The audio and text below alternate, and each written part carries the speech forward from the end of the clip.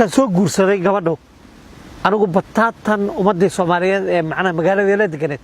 way goysay macna leema soo booqan wala waxa dhacday macna waxaan filayay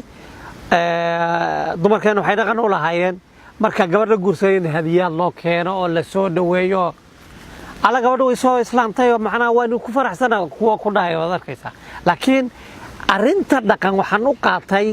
in gabdhaha Soomaaliyeed macna muwaalka ay u cusub ragga Soomaaliyeed ba ku soo haray waxay ugu yeereen ba war sidoo ula janqaaday horta marka waxaan isweydiinaynaa or waa maxay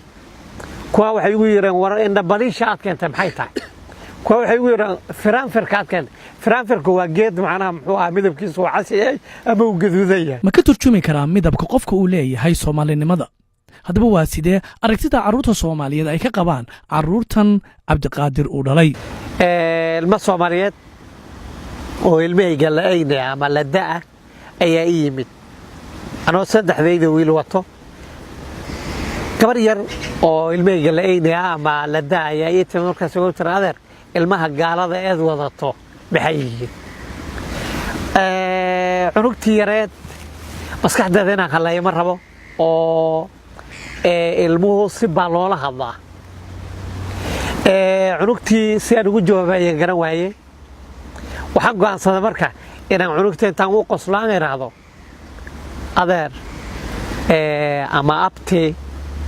ilmuhu gaalama heana dhalay waxaan ka dhaadhicin waayay cunugtaas marka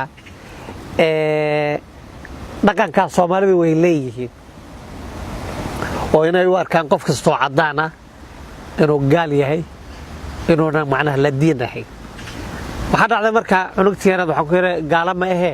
ana dhalayo macna waa muslimiin ee saaogow waxay tiramay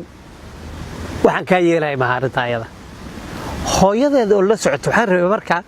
inay intay gacanta qabato ilaa hadasho tiraada may